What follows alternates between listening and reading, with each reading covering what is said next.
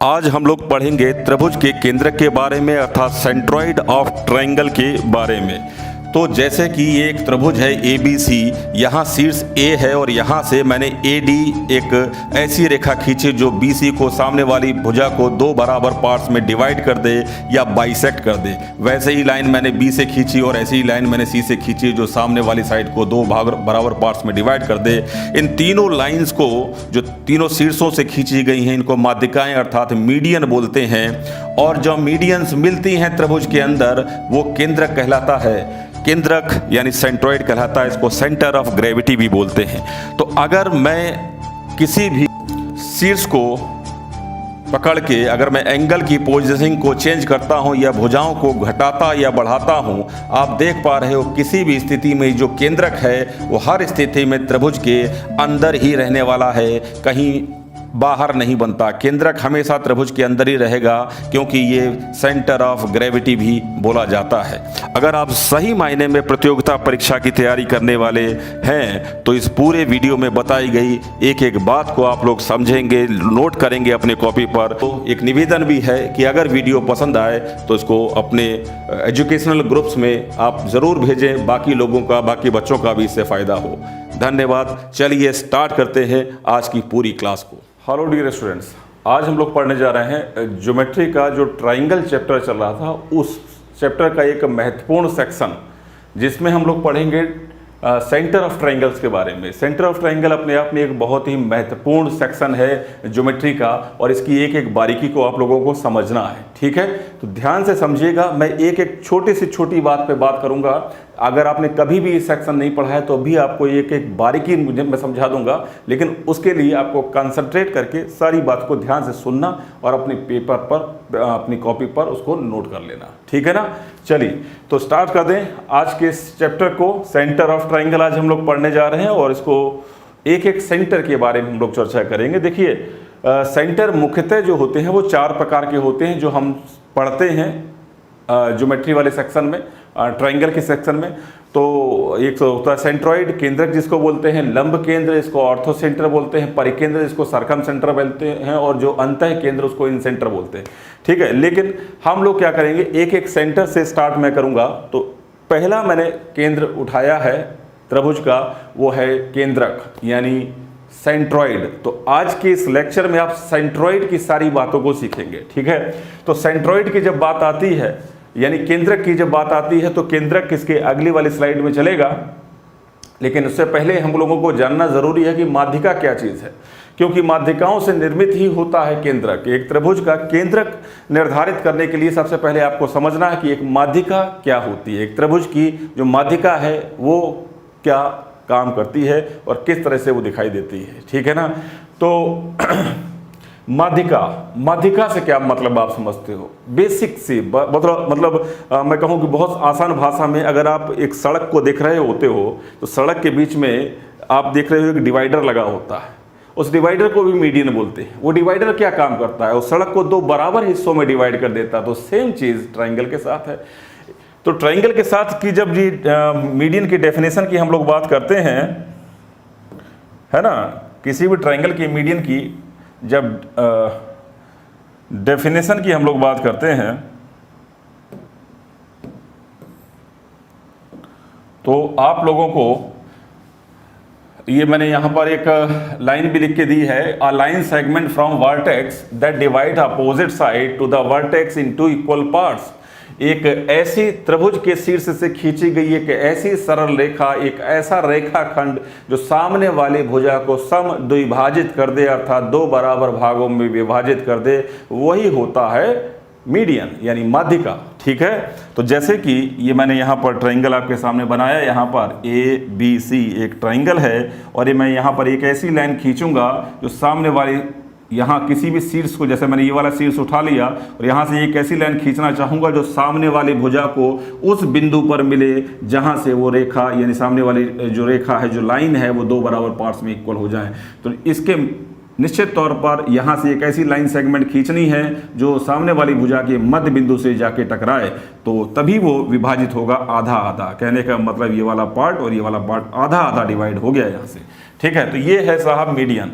किसी भी ट्राइंगल की मीडियन क्या होती है? एक वर्टेक्स अर्थात शीर्ष से खींची गई एक ऐसी रेखा जो सामने वाली भुजा को द्विभाजित कर दे, दो बराबर पार्ट्स में डिवाइड कर दे, टू इक्वल पार्ट्स में डिवाइड कर दे। ऐसी रेखाखंड, ऐसा लाइन सेगमेंट क्या कहलाता है? मीडियन यानी माध्यिका।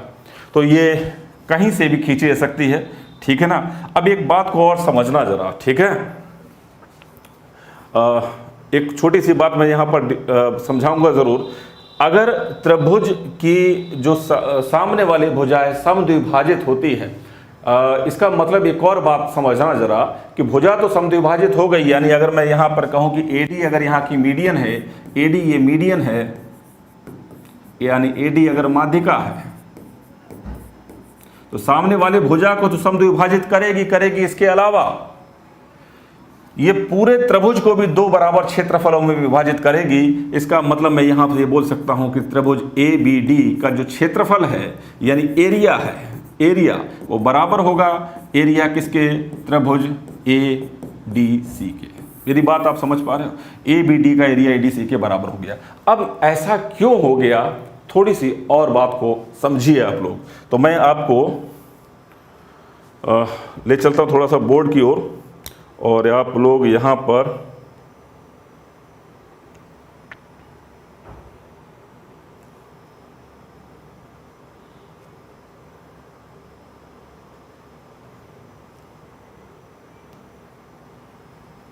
गौर कीजिएगा मेरी एक एक पॉइंट्स को।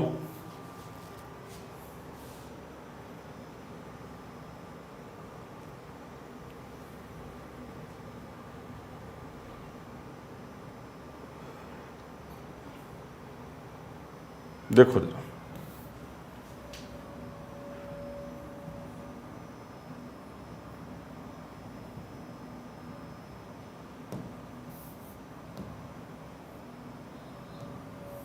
हुआ क्या, यहां पर क्या बोला गया था?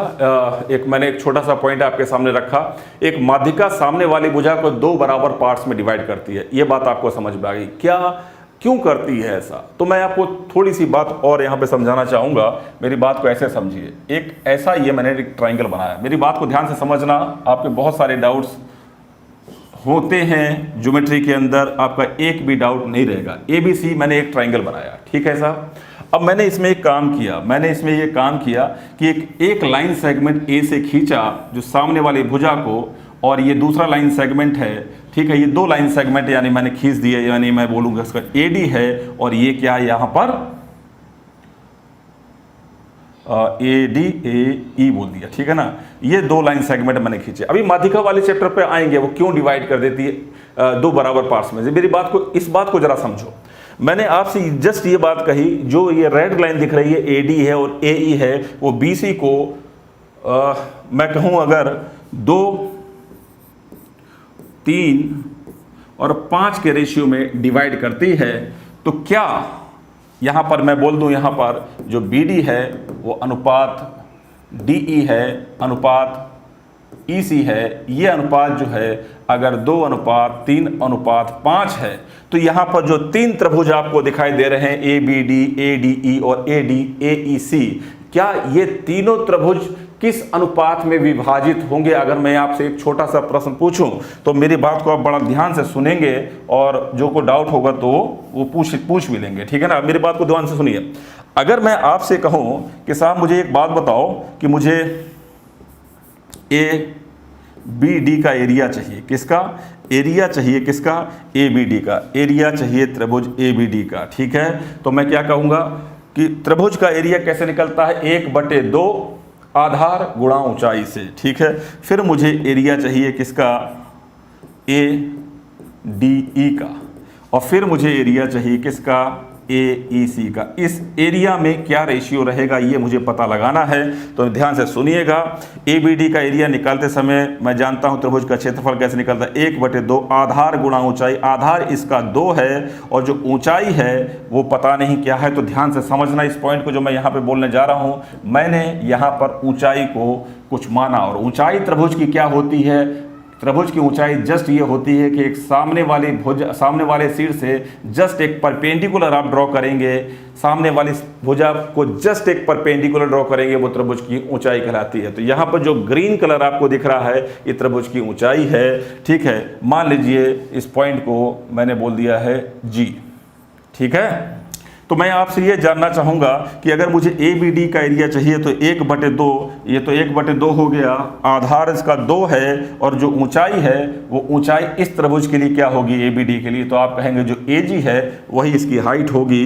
तो यहाँ पर मैंने लिख दिया ए जी। सपोज इस ट्राइंगल की हाइट को मैंने एच बोल दिया, ये हाइट जो भी होगी वो मैंने यहाँ पर लिख दी। अगर मैं एरिया ए डी ई का निकालूंगा, यानी ए डी ई का एरिया निकालूंगा, तो यहाँ पर मैं लिखूंगा 1/2 और आधार मेरे पास यहाँ पर 3 है और ऊंचाई मेरे पास यही h ही काम आएगी। अच्छा, मैं ए ई सी का एरिया निकालूं तो भी मैं क्या करूंगा, 1/2 लिखूंगा, आधार इस ए ई सी त्रिभुज के लिए 5 है और जो ऊंचाई है वो मेरे पास h ही रहेगी, क्योंकि त्रिभुज एक ही है और एक ही इसकी ऊंचाई बनेगी, जैसा कि यहाँ पर लिखा है। ये तीनों अलग अलग त्रिभुज के लिए यही ऊंचाई काम करेगी, तो ऊंचाई सब में कॉमन टर्म रहेगी। तो होता एक्चुअल में क्या है कि जब आप इस पॉइंट को देख पा रहे हो अच्छी तरह से, तो होगा क्या कि 1/2 से 1/2 कैंसिल, h से h कैंसिल, ये कैंसिल हो जाएगा। फाइनली आपने लोगों ने क्या देखा यहाँ पर, उस पॉइंट को जरा गौर करिएगा कि आपके पास जो रेशियो बना इन सभी का, A B D, A D E और ए ई सी का, वो यही रेशियो बना। यहाँ से 2 बचा, यहाँ से 3, यहाँ से 5, अर्थात रेशियो आपके पास 2:3:5 आया। मेरे इस पॉइंट को आपने समझा और मैंने आपको ये सिखाया कि त्रिभुज की जो शीर्ष से खींची गई भुजा त्रिभुज को जिस अनुपात में विभाजित कर देती है, उसी अनुपात में त्रिभुज का क्षेत्रफल भी विभाजित हो जाता है। कि जैसा कि मैंने दिखाया, ए डी ई और ए ई सी का जो क्षेत्रफल है वो वही अनुपात रहेगा जिस रेशियो में ये भुजा डिवाइड होगी सामने वाली। जैसे ये 2:3:5 के अनुपात में विभाजित थी, ये भुजा 2:3:5 के रेशियो विभाजित थी, तो निश्चित तौर पर इनका क्षेत्रफल भी 2:3:5 के अनुपात में विभाजित होगा। क्या मेरी इस बात से सभी लोग एग्री करते हो? ठीक है, ऊंचाई देखिए, एक ऑब्ट्यूज एंगल ट्राइंगल पे मैं आपको दिखाता हूँ। ये आप इसी ट्राइंगल पे सोचो कि मैंने इस तरह का ट्राइंगल बना दिया, ये ऊंचाई है, ये मीडियन है, तो इसका जो एरिया है, ठीक है, मीडियन वाला एक काम करो, अगला पेज पे समझाऊंगा थोड़ा सा। मीडियन ही चल रहा तो मीडियन को थोड़ा सा, मीडियन पे ही हम लोग फोकस करें। देखो जरा, मान लीजिए कि एक ट्राइंगल आपने बनाया, सही है, ए बी सी। अब इसकी जो माध्यिका है वो आप कैसे खींचोगे, सामने वाले शीर्ष से या शीर्ष से सामने वाले भुजा पर एक ऐसा लाइन सेगमेंट या रेखाखंड खींचोगे सामने वाली भुजा को समद्विभाजित कर दे, अर्थात जितना ये है उतना ये है। सही है बात? ठीक है, मान लीजिए ये ए डी है, मान लीजिए कि आप ए बी डी का एरिया चाहते हैं, area of triangle A B D का एरिया चाहते हैं, और अनुपात चाहते हैं area of triangle A D C का। तब आप क्या देखेंगे कि यहाँ पर ऊंचाई की ज़रूरत है, ऊंचाई की ज़रूरत है। तो ऊंचाई क्या होती है, just a perpendicular drawn from vertex to opposite side is the height, is called height और एल्टीट्यूड ऑफ ट्राइंगल। जो वाइट लाइन है ये ट्राइंगल की ऊंचाई है, तो ये एक ऊंचाई है। अगर आप ए बी डी का एरिया निकालेंगे तो आप कहेंगे 1/2 और बेस इसके साथ बी डी है, और जो ऊंचाई है, ऊंचाई यहाँ पर एच लिख दिया, बी डी इंटू एच।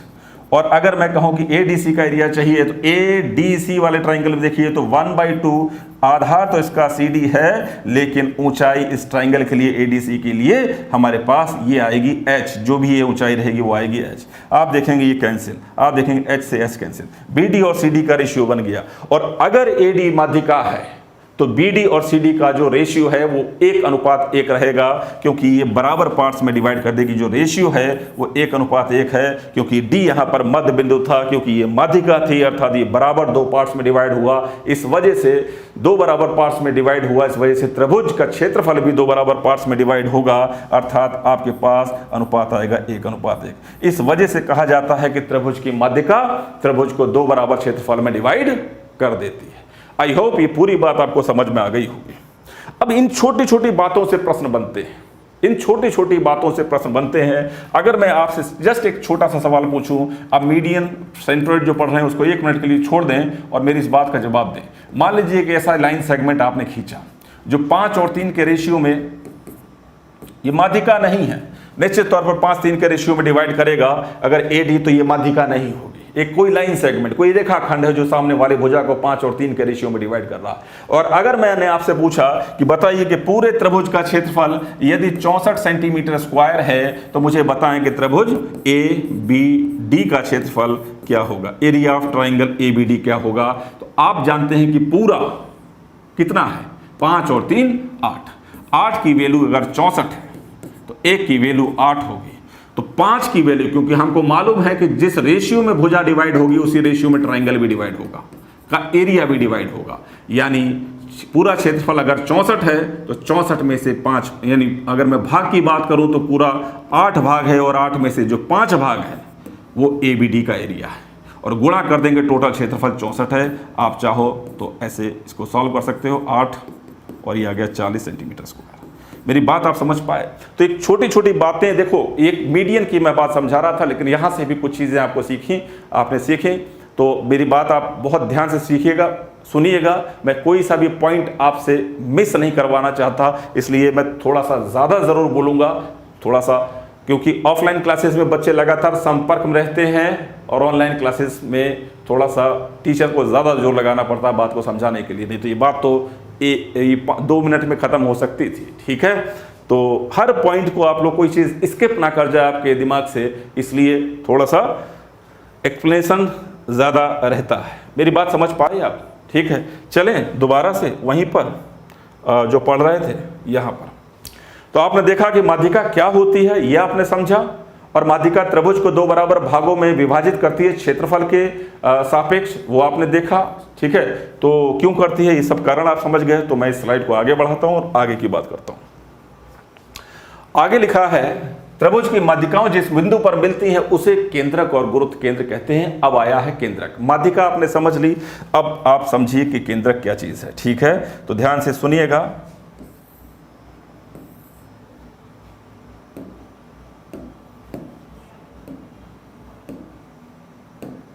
मान लीजिए ये मैंने यहां पर एक ट्रायंगल ले लिया और मैंने इसका नाम दे दिया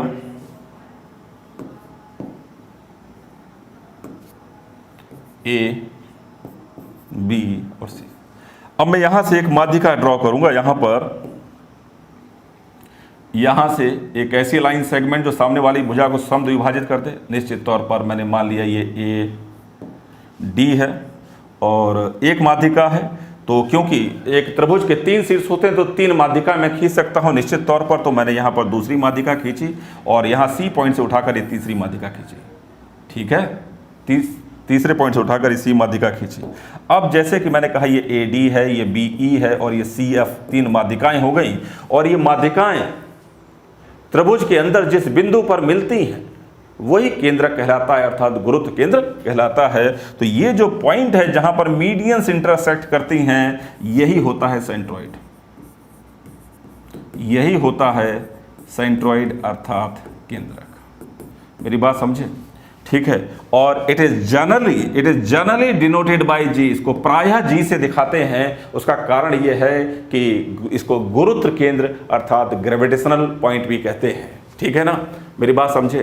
अब आप समझो जरा कि ये गुरुत्व केंद्र यहां पर क्यों बोला गया। ये गुरुत्व केंद्र क्या टर्म है यहां पर? ठीक है, केंद्रक। ठीक है, गुरुत्व केंद्र देख आपको लग नहीं रहा कि फिजिक्स का टर्म है। ठीक है, डेफिनेटली फिजिक्स का ही टर्म है गुरुत्व केंद्र। ठीक है, गुरुत्व केंद्र पे आपने एक छोटा सा एग्जांपल देखा होगा और जनरली आपके जो GS वाले चैप्टर GS स्टैटिक GS में एक क्वेश्चन आता है, जो पीसा की मीनार है, जो लीनिंग टावर है, वो झुका हुआ है लेकिन गिरता नहीं है, उसका कारण क्या है? ठीक है, उसमें बहुत सारे कारण लिखे होते हैं। तो उसमें एक होता है सेंटर ऑफ मास। ठीक है, द्रव्यमान केंद्र। ठीक है, तो बेसिकली वही उसका कारण है, या उसको गुरुत्व केंद्र भी बोल सकते हैं। ठीक है, वही उसका कारण है। कारण उसका मैं बताऊं, एक्चुअल में बात क्या है, गुरुत्व केंद्र से मतलब क्या है।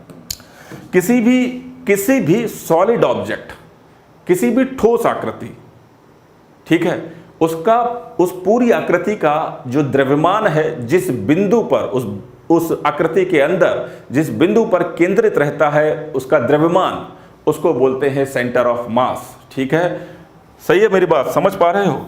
और एक्चुअल में बात पता है क्या है, अब ट्राइंगल से मैं रिलेट करूंगा चीज़ों को। एक छोटा सा एग्जांपल मैं आपको सिखा देता हूं कि एक सवाल आता है कि जो पीसा की मीनार है वो इससे तिरछी झुकी हुई है लेकिन गिरती नहीं, लीनिंग टावर इसको बोलते हैं। ठीक है, उसका कारण यह है कि कोई भी ऑब्जेक्ट, मैं आऊँगा अभी, ज्योमेट्री में भी आऊँगा, ठीक है ना, मेरी बात को सुनिए ध्यान से, इंपॉर्टेंट बात है। इस पूरा जो ऑब्जेक्ट है इसका जो द्रव्यमान है किसी इस बिंदु पर केंद्रित होगा। और होता क्या है कि ये होता है, फिजिक्स का कंसेप्ट है कि अगर इस बिंदु से आप एक सीधे एक परपेंडिकुलर ड्रॉ करें और अगर ये परपेंडिकुलर इस बेस, जितना बड़ा बेस है यानी आधार है, आधार से होकर अगर गुजरेगा तो ये जो है बैलेंस रहेगा, इसको बैलेंसिंग पॉइंट भी हम बोल सकते हैं। बैलेंस रहेगी ये आकृति या जो भी शेप है ये। ठीक है, और होगा क्या कि निश्चित तौर पर गिर जाएगा कब, जब थोड़ा सा ये और झुक जाए, थोड़ा सा और झुक जाए और इसका जो द्रव्यमान केंद्र है, ठीक है, अगर मैं इस यहाँ से परपेंडिकुलर दिखा लूँ और ये बेस से बाहर निकल जाए तो ये गिर जाएगी, इसको रोक नहीं सकता कोई। ठीक है ना, ये कारण है इसका। ठीक है, अब आप कहोगे कि ये साहब केंद्रक वाली बात आप यहाँ पर, ये तो ठीक है ये सॉलिड फिगर है लेकिन ट्राइंगल तो 2D फिगर होता है, यहाँ पर ये सब चीज़ें कैसे लागू हो रही हैं? तो मैं आपको समझाता हूँ। तो समझ गए इसका केंद्र क्या है, इसका मतलब, इसका कारण क्या है ना गिरने का, सेंटर ऑफ मास। और मेरी बात को सुने, अब यहाँ पर इस ट्राइंगल में सेंटर ऑफ मास वाली क्या बात आ रही है, ठीक है, गुरुत्व केंद्र वाली यहाँ पर क्या बात आ रही है, तो मेरी बात को सुनिए। मान लीजिए कि एक सॉलिड ट्राइंगल है, एक ठोस त्रिभुज है, और ठोस त्रिभुज का जो द्रव्यमान केंद्र है वो कहाँ पर केंद्रित रहेगा?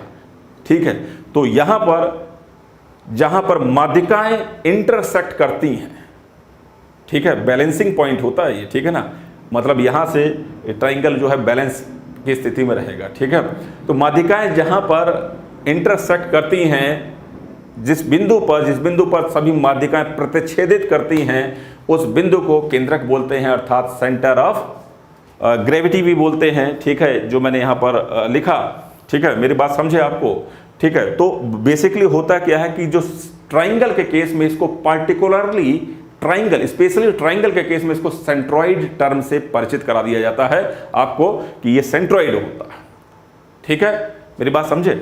त्रिभुज का केंद्रक जहां पर माध्यिकाएं मिलती हैं, तो केंद्रक की जो संकल्पना है, ठीक है, त्रिभुज के अंदर वो ऐसे आती है कि मान लीजिए एक सॉलिड यानी ठोस ट्राइंगल है और उसका द्रव्यमान केंद्र कहाँ पर होगा, तो यहाँ से इसकी संकल्पना आती है। ठीक है, मेरी बात समझे आपको? और ये बिंदु त्रिभुज के अंदर उस जगह पर होता है जहाँ पर माध्यिकाएं प्रतिच्छेदित करती हैं। अब मेरी बात समझ पाए होंगे, ठीक है, अच्छी तरह से। ठीक, अब मेरी बात को और सुनो जरा ध्यान से। It is generally denoted by G, G से प्रायः दिखाया जाता है। क्यों दिखाया जाता है? कारण समझ गए। एक और बात, माध्यिका जो होती है, या इतनी बात सेंट्रॉइड क्या होता है ये आपने समझ लिया। मैं आगे बढ़ूंगा और आगे इस पॉइंट को आप लोग खुद देखेंगे क्या लिखा है। अब जब हम सेंट्रॉइड के बारे में पढ़ते हैं, जब हम केंद्रक के बारे में पढ़ते हैं, तो हमारे पास कितने प्रॉपर्टीज होनी चाहिए केंद्रक को लेकर, जो कि आपकी एग्जामिनेशन की दृष्टि से इंपॉर्टेंट है।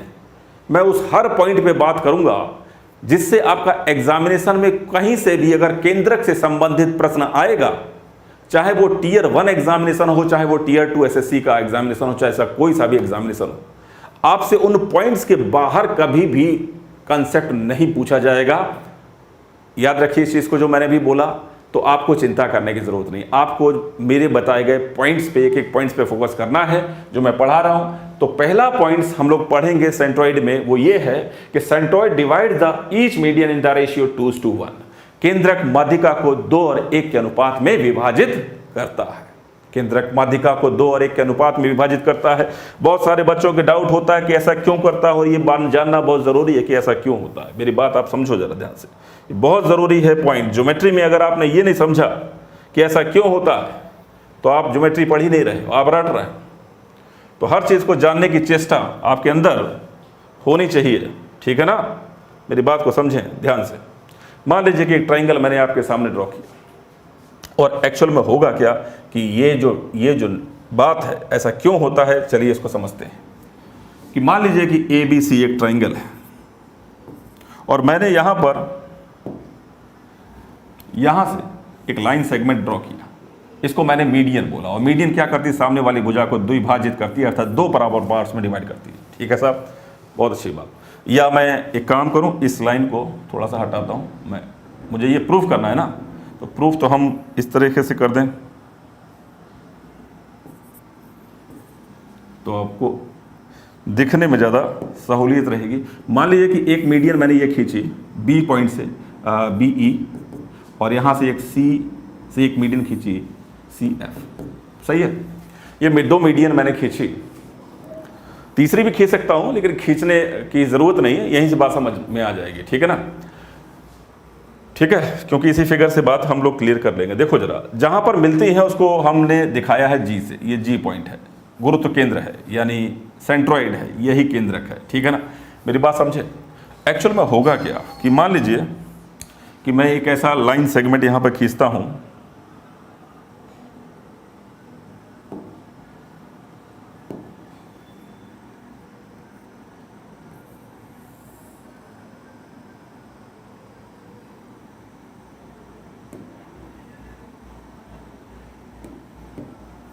ठीक है। मान लीजिए कि मैंने ए ई एफ एक लाइन सेगमेंट खींचा, इन दोनों को मिला दिया। ठीक है, अब एक्चुअल में होगा क्या, उस पॉइंट को ज़रा समझो।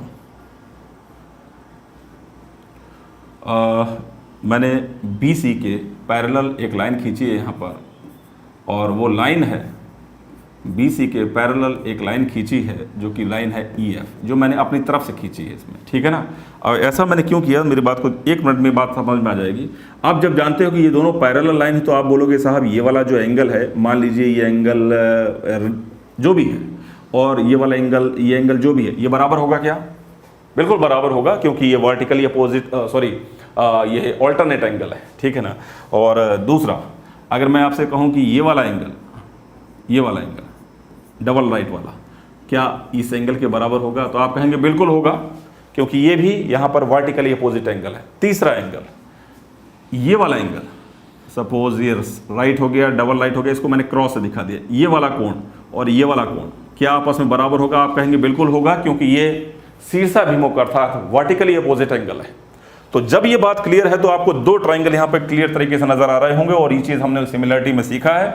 और हम यहाँ पर बोल सकते हैं कि त्रिभुज यहाँ पर BGC सिमिलर होगा ट्राइंगल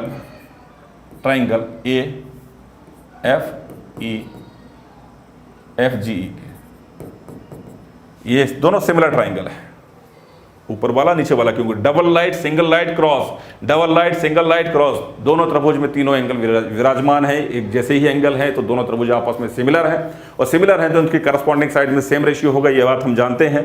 जब करस्पॉन्डिंग साइड की जब सेम रेशियो की जब बात आई तो एक बात को ध्यान से समझिएगा कि मैं इन दोनों ट्राइंगल में भुजाओं में अनुपात को कैसे देख पा रहा हूं। मैं तो ये देख पा रहा हूं कि भाई साहब एक चीज देखो जरा, कि ये है मध्य बिंदु, ये क्या है? मिड पॉइंट, क्योंकि मीडियन जहां पर मिलती है वो मध्य बिंदु है। ये क्या है? इस AC का मध्य बिंदु, क्योंकि BE यहां पर मिल रही है, ये मध्य बिंदु है। और मध्य बिंदु पर अगर रेखा कोई मिलती है, उसको मिलाने वाली रेखा निश्चित तौर पर BC के समानांतर भी होगी।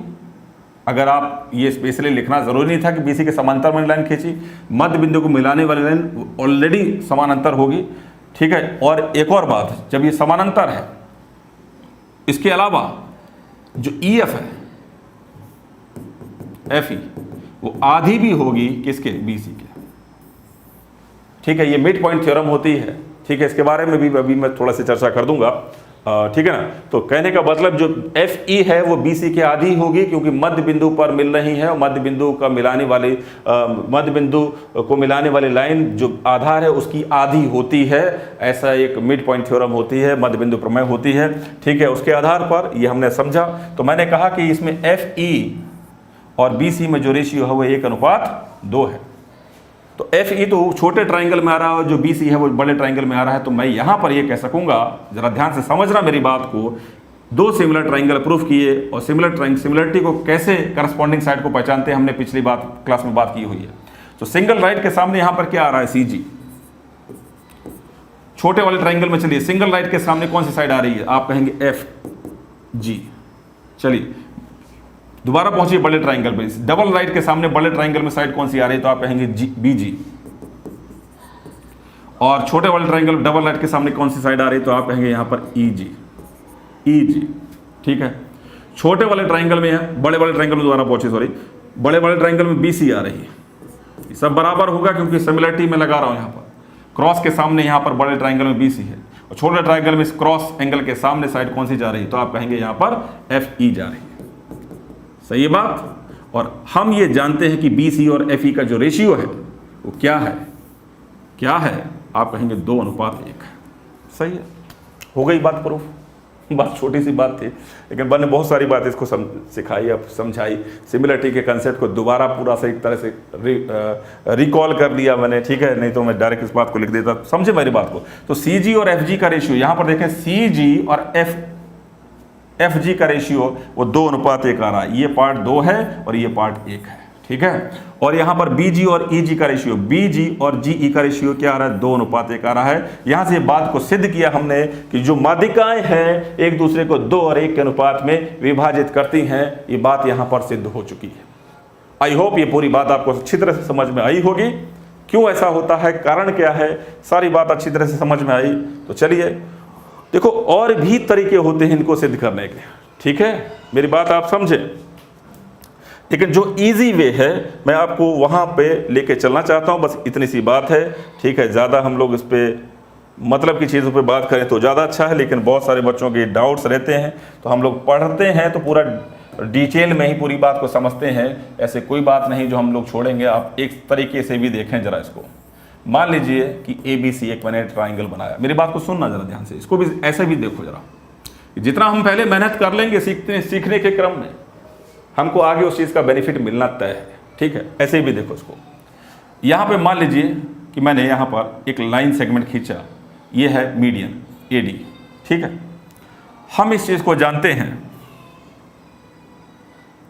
हम इस चीज़ को जानते हैं कि जो माध्यिका है, तीनों माध्यिकाएं मैं खींच लेता हूँ, चलिए ठीक है, आप सही है, ठीक है। तीनों माध्यिकाएं आपको दिख रही हैं, BE और ये यहाँ पर CF, ठीक है। ये माध्यिका, ये इसका गुरुत्व केंद्र अर्थात G है, ठीक है। मैंने इस काम को ये काम किया कि जो AG है और GD ये बराबर तो होता नहीं है, लेकिन मैंने इसके GD जो AG है उतनी बड़ी रेखा मैं यहाँ से नीचे खींचूंगा तो निश्चित तौर पर ये आगे निकल जाएगी, क्योंकि माध्यिका तो 1, 2 और 1 के रेशियो में डिवाइड करती है। तो मैंने जितना AG है उसी के बराबर लाइन मैंने खींची। मान लीजिए इस पॉइंट को मैंने बोल दिया O। मैंने कहा यहाँ पर जो AG है वो बराबर GO, ये मैंने अपनी तरफ से खींची एक लाइन है। सही है, ध्यान से सुनिए। मैंने इसको इससे मिलाया। अब होगा क्या, जब मैं इसको इससे मिलाऊंगा, तो ध्यान से सुनना मेरी बात।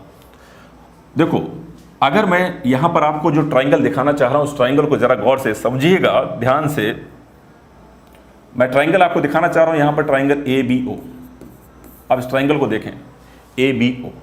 इस AB में ये AB का मध्य बिंदु है, सही है, और जो AO है उसका मध्य बिंदु GO है। जब ये दोनों मध्य बिंदु हैं तो मध्य बिंदु को मिलाने वाली लाइन आधार के समानांतर होती है, समानांतर होती है, अर्थात मैं बोल सकता हूं जो FG है वो समानांतर है वो BO के। कुछ बच्चों को ये लगता है कि सर अभी आपने प्रूफ तो करा तो दिया 2:1, तो आप दूसरे तरीके से क्यों बता रहे हैं? तो मैं क्यों बता रहा हूं आपको समझ में आएगा। मैं आपसे थोड़ा सा मेहनत करवाना भी चाहता हूं, आप समझें चीज़ों को, इस वे में भी समझें, इस तरीके से भी समझें। इस छोटी छोटी बातें आप लोगों के आगे कितना इंपॉर्टेंट काम आने वाली हैं आप लोग नहीं जानते अभी, ठीक है। तो ध्यान से सुनिएगा। तो मैंने अभी इस पॉइंट को आपने रिकॉल किया क्या कि मध्य बिंदु को मिलाने वाली लाइन आधार के समानांतर, मध्य बिंदु है तो ये इसके समानांतर हो गई, अर्थात मैं बोलूँगा ये लाइन इसके समानांतर है। और समांतर रेखाओं की खासियत है उसको जितना भी आगे बढ़ा दिया जाए वो आगे कहीं वो हमेशा समानांतर ही रहेंगी, अर्थात ये पूरी लाइन इसके समानांतर है। मैं बोल सकता हूँ यहाँ पर जो BO है वो OG के समानांतर है, GC के समानांतर है, समानांतर है, ये इसके समानांतर, ठीक। और सेम यही चीज अगर मैं आपको यहां से इसको मिलाते दिखाऊं, ये चीज, ये लाइन किसके समानांतर हो जाएगी, इसी के, क्योंकि यहां पर E भी मध्य बिंदु होगा। अगर आप इस ट्राइंगल को देखेंगे, किस ट्राइंगल को, AOC, इस ट्राइंगल को देखेंगे, AOC वाले ट्राइंगल को, तो आपको फिर दिखाई देगा E और G मध्य बिंदु है, तो ये लाइन इसके समानांतर हो गई। और जब ये लाइन इसके समानांतर हो गई और इसको आगे बढ़ाने पर था ये लाइन इसके समानांतर हो जाएगी। मैं क्लियर तरीके से बोल पाऊंगा क्या, मैं क्या बोल पाऊंगा यहाँ पर, मैं बोल पाऊंगा कि ये जो बीच का आपको जो क्वाड्रिलेटरल अर्थात चतुर्भुज दिखाई दे रहा है BGCO इज अ पैरेललोग्राम अर्थात समानांतर चतुर्भुज।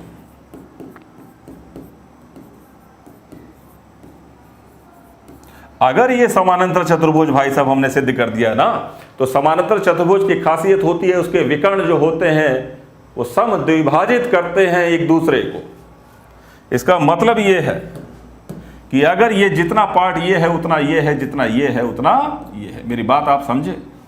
तो कहने का मतलब जब विकर्ण एक दूसरे को इस ABGCO में विकर्ण एक दूसरे को समद्विभाजित करते हैं, और यहां पर आपने ये देखा कि जितना पार्ट ये है उतना पार्ट ये है, इस बात को हमने सिद्ध किया। यहां पर हमने कहा कि जो GD है वो बराबर होगा DO के, ठीक है, ये हमने सिद्ध कर दिया यहां पर, ठीक है, ये हमने सिद्ध कर दिया। हमने तो जितनी लाइन AG थी उतनी लाइन नीचे मिलाई थी, ठीक है, क्योंकि सिद्ध करना था। अब ये तो नहीं कह सकते कि ये एक दो पार्ट था तो हमने दो पार्ट नीचे लिखा दिया, ये तो अब होगा सिद्ध, ठीक है ना, ठीक है। तो मेरी बात समझे आप? तो ये मेरे पास आ गया आपके पास DO, ठीक है। तो अगर मैं आपको ऐसे समझाऊं कि मान लीजिए कि ये वाला पार्ट बराबर है, मान लीजिए एक है और ये एक है, ठीक है। तो हमने जितना AG था उतनी लाइन नीचे मिलाई थी, तो एक और एक ये हो गया दो।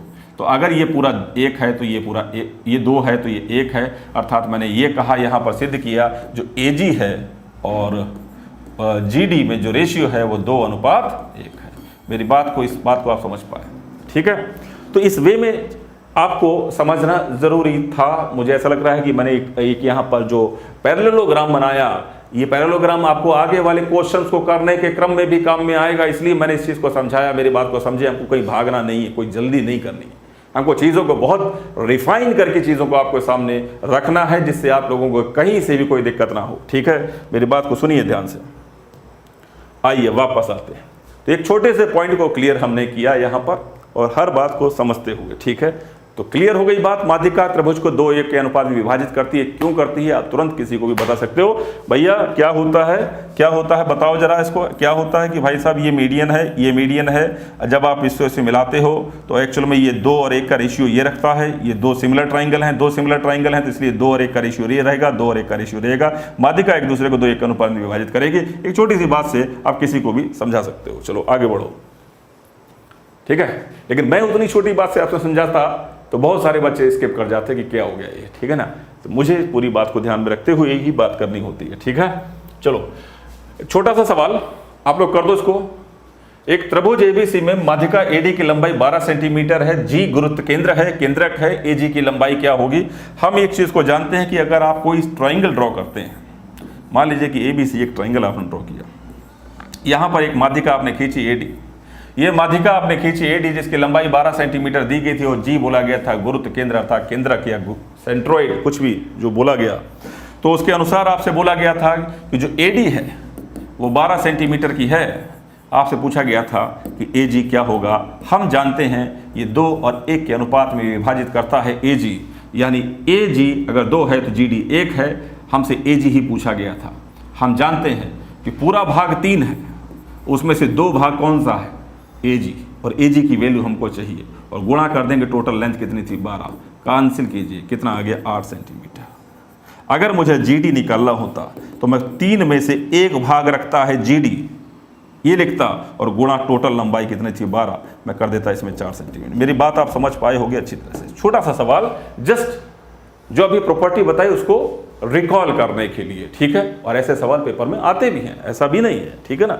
चलिए आगे देखें, एक नए पॉइंट पे बात करते हैं। त्रिभुज की माध्यिका 2 बराबर क्षेत्रफल में विभाजित करती है। ये अभी हम लोगों ने सीख लिया है, वैसे मैंने पूरा डिटेल एक्सप्लेनेशन दिया क्यों करती है, ठीक है। माध्यिका 2 बराबर क्षेत्रफल में डिवाइड करती है, यह भी हम लोगों ने सीखा। हमने आपको सिखाया इस चीज़ को, और आप लोगों ने बहुत अच्छी तरह से सीखा अपने पहले पॉइंट्स पर क्यों ऐसा डिवाइड करती है। मीडियन है ना, अगर ये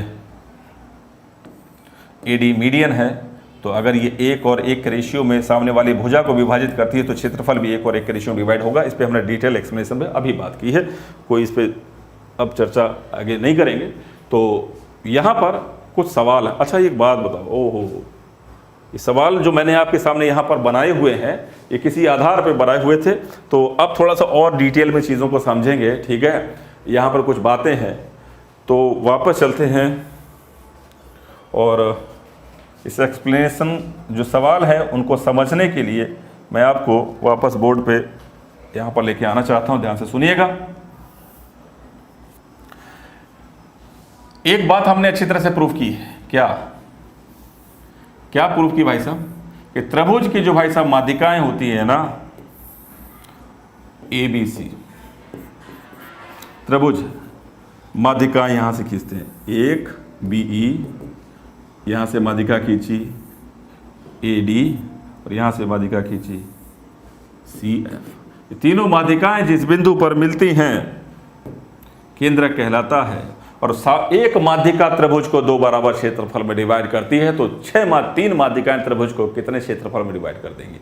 तो निश्चित तौर पर बोलोगे जब एक माध्यिका दो त्रिभुज में डिवाइड करती है पूरे क्षेत्रफल को, तो त्रिभुज के पूरे क्षेत्रफल को, तो तीन माध्यिकाएं त्रिभुज को 6 बराबर पार्ट्स में डिवाइड कर देंगे, जो कि आपको क्लियर तरीके से यहाँ नजर आ रहा होगा। 1 2 3 4 5 6 बराबर पार्ट्स में तीनों माध्यिकाएं अगर खींच दी जाएं तो त्रिभुज का क्षेत्रफल 6 बराबर पार्ट्स में डिवाइड हो जाएगा।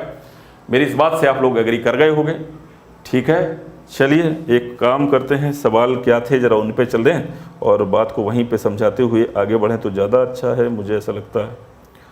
कहाँ गए? क्योंकि कुछ और पॉइंट्स भी मुझे यहाँ पर समझाने हैं।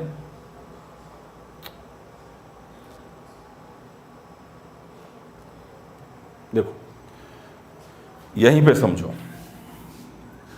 इसमें कुछ सवाल थे। आपसे एक ट्रायंगल पूछा, एक ट्रायंगल यहां पर ड्रॉ किया।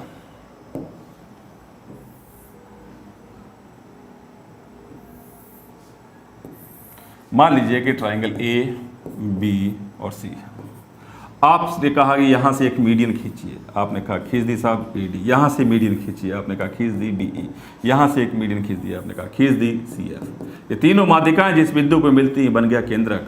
और सवाल ये पूछ रहा है कि यदि एक त्रिभुज में AB, AD, BE और CF माध्यिकाएं हैं और यदि पूरे त्रिभुज का क्षेत्रफल 72 सेंटीमीटर स्क्वायर है, 72 वर्ग सेंटीमीटर, 72 सेंटीमीटर स्क्वायर है, तो कुछ प्रश्नों का आप उत्तर दीजिएगा जैसा कि मैंने आपको समझाया उस आधार पर। मुझे बताएं कि त्रिभुज ABD का एरिया क्या होगा। इस त्रिभुज में देखिए ABD कहाँ दिखाई दे रहा है, त्रिभुज ABD का एरिया कहाँ दिखाई दे रहा है। तो ABD आपको कहाँ दिखाई दे रहा है भाई साहब बताएं?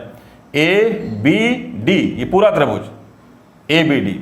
निश्चित तौर पर जब ABD के एरिया की बात करेंगे, या मैं और थोड़ा सा क्लियर करूं यहाँ पर, 1 2 3 4 5 6 बराबर त्रिभुजों में क्षेत्रफल डिवाइड हुआ। अब ABD के अंदर कितने त्रिभुज आ रहे हैं? आपने कहा कितने पार्ट आ रहे हैं? तो 1 2 3 3 पार्ट इधर आ रहे हैं और 3 पार्ट उधर जा रहे हैं, अर्थात आधा आधा डिवाइड हो गया। तो मैं बोलूंगा कि यदि पूरा त्रिभुज का क्षेत्रफल यदि 72 है तो उसका आधा ABD रखेगा, अर्थात 36 सेंटीमीटर स्क्वायर रखेगा। चलिए नेक्स्ट क्वेश्चन आपके सामने क्या है कि त्रिभुज BGC का एरिया चाहिए। अब आप BGC का एरिया कहाँ देख पा रहे हैं? BGC अर्थात पूरे 6 भाग में से 2 त्रिभुज BGC के अंतर्गत आ रहे हैं। BGC तो 2 त्रिभुज, जो 2 छोटे त्रिभुज आ रहे हैं।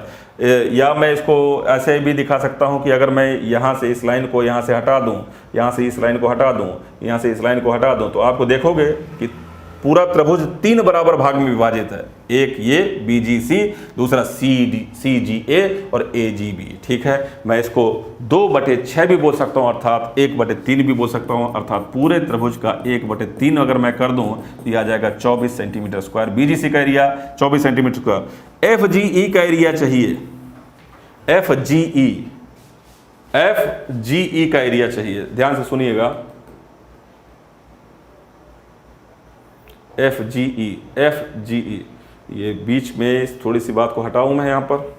यह काम करो, उससे पहले आप इसका एरिया देख लो जरा, इसका देखो जरा, इसको अभी बात करेंगे।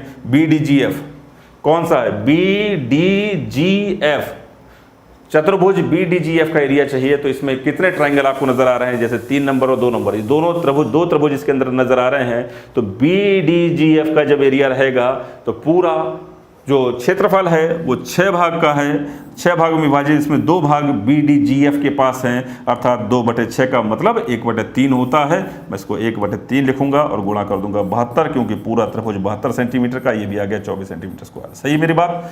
अब यहाँ पर FGE का जो एरिया है, FGE का जो एरिया है वो कितना रहेगा, तो एक काम करें, थोड़ा सा मैं FG के एरिया के बारे में आपको दोबारा से समझाता हूं। दोबारा इस फिगर को बनाते हुए ध्यान से सुनिएगा।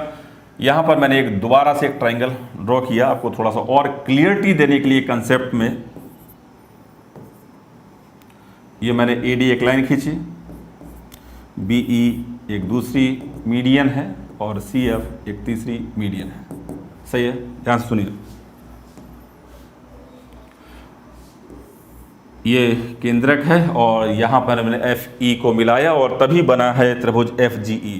पूरा त्रिभुज का क्षेत्रफल अगर 72 है तो FG का एरिया क्या होगा। मेरी बात को ध्यान से सुनिएगा, इसको, इस बात को निकालने के लिए आप ऐसे समझें।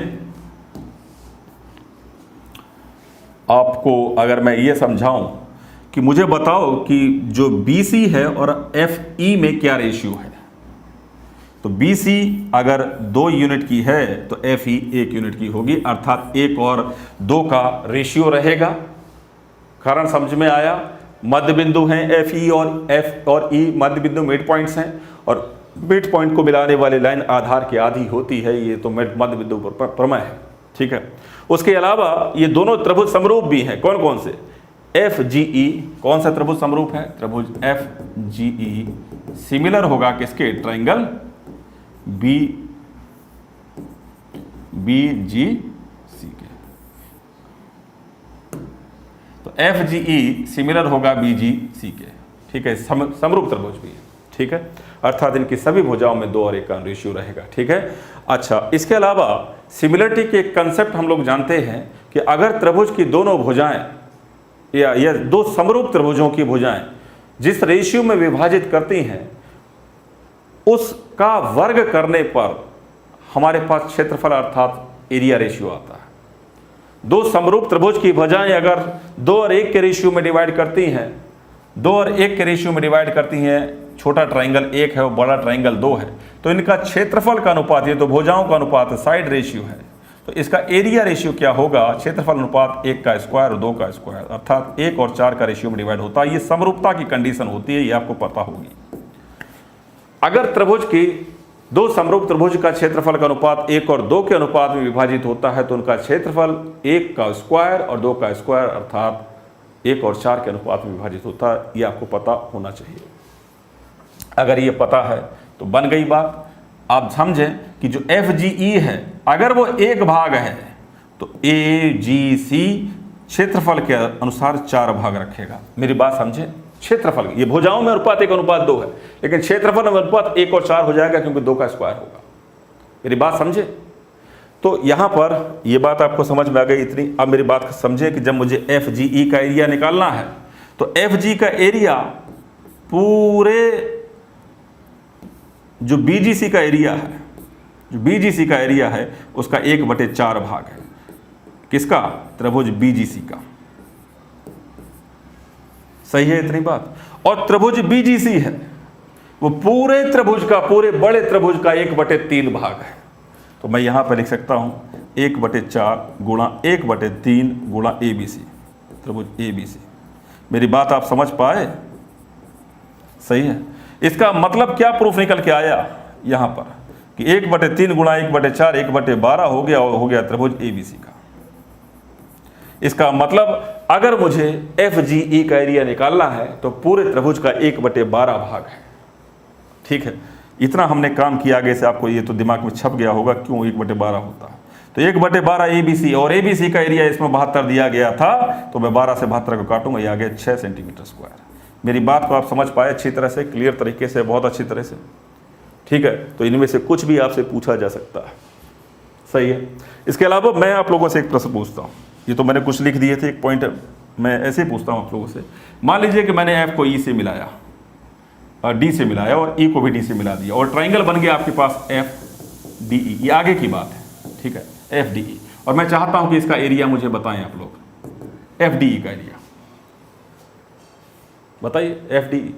तो FDE के एरिया में आप क्या देखेंगे, जो FGE है वो पूरे त्रिभुज का 1/, कितना है 12, और FGD ये पूरे त्रिभुज का 1/12 है। फिर देखिए DGE पूरे त्रिभुज का 1/12, तो 1/12 ये वाला 1/12 है, ये 1/12 है, ये यहाँ पर ये इसमें आ गया 1/12, यहाँ पर ये 1/12 है, 1/12 1/12 1/12 जोड़ूंगा तो 3/12 हो जाएगा, और 3/12 का मतलब 1/4 हो जाएगा। यहां से इस बात को हमने सिद्ध किया कि अगर त्रिभुज के मध्य बिंदु को मिलाने वाला कोई त्रिभुज बनता है तो वो पूरे त्रिभुज का 1/4 भाग रखता है। तो यहां पर अगर मैं पूछूं एरिया ऑफ ट्राइंगल ए, कौन सा, FDE, ये क्या रहेगा FDE, तो आप कहेंगे 1/4 रहेगा 72 का। ठीक है, कितना आ जाएगा 18 सेंटीमीटर स्क्वायर। ठीक है, तो यही माध्यिकाओं से निर्मित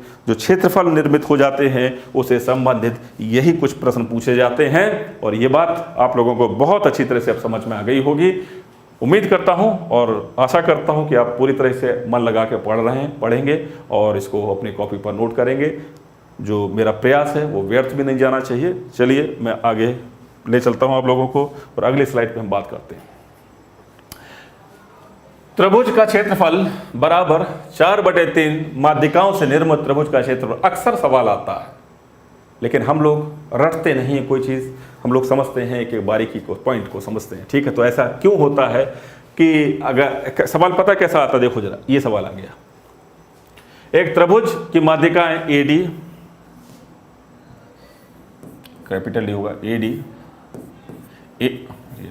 AD BE और CF माध्यिकाएं हैं जिनकी लंबाइयां क्रमशः 9, 12 और 15 सेंटीमीटर है।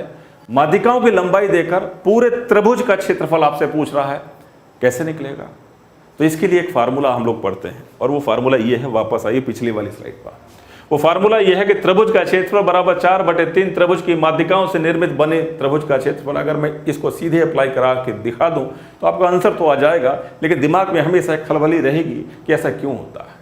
ठीक है, तो समझते हैं ऐसा क्यों होता है, और इस चीज का जो प्रूफ है, अगर आप देखोगे जनरली आपको पूरे, अगर आप इंटरनेट पे भी सर्च करोगे तो हीरोज फार्मूला से एक प्रूफ आपको हर जगह देखने को मिलता है। लेकिन अगर मैं उस प्रूफ से बताऊंगी तो पूरा बोर्ड भर जाएगा और आधा घंटा मेरा वेस्ट हो जाएगा उस प्रूफ को बताने के चक्कर में, और आपका कोई भला होने वाला नहीं। तो मैं आपको अपने तरीके से इस प्रूफ को भी सिखाता हूँ, ठीक है, कि ऐसा क्या होता है, ऐसा क्यों होता है। ध्यान से सुनिए। तो मैं हीरोज फार्मूले से इसका प्रूफ नहीं बताने वाला, मैं एक आसान तरीके से आपको समझाऊंगा। तो मेरी इस बात को आप समझेंगे तो आपका दिमाग में ये बात बहुत क्लियर हो जाएगी। तो मेरी बात को ध्यान से आप सुनने के लिए तैयार हो जाइए। मैंने मान लीजिए एक ट्रायंगल खींचा, ठीक है साहब, A, B और C, एक त्रिभुज मैंने खींच लिया, ठीक है साहब, ABC एक त्रिभुज है। निश्चित तौर पर माध्यिकाएं खींचनी पड़ेंगी, तो मैंने यहां से एक माध्यिका खींची AD, BE और CF। ये माध्यिकाएं मैंने खींच ली, 3 माध्यिकाएं यहां पर ड्रॉ मैंने कर दी। इसके अलावा माध्यिकाओं की लेंथ को कुछ बोलिए। मान लीजिए कि पहली लेंथ मैंने M1 बोल दी, मैंने बोल दिया जो AD है वो M1 लेंथ है, जिसका मैं M1 को भी ऐसे डिवाइड करूं तो मैंने इसको ऐसे लिख दिया 2M1 है और ये M1 है, जस्ट M1 है, ये एक M1 है और ये 2M1 है। इसको ऐसा लिखने में थोड़ा सा ज़्यादा आसान रहेगा। आप चाहो तो फिर ऐसा भी लिख सकते हो, नहीं तो आप सोचोगे, आप इसको ऐसे भी लिख सकते हो। अगर ये पूरी जो AD है, अगर ये M1 है, ये मैंने माना है, तो आप कहेंगे अगर ये G पॉइंट है तो AG कितना रहेगा, तो आप कहेंगे ये 2/3 M1 रहेगा। चलो ठीक है बात। तो मैंने यहाँ पर लिखता हूँ इसको,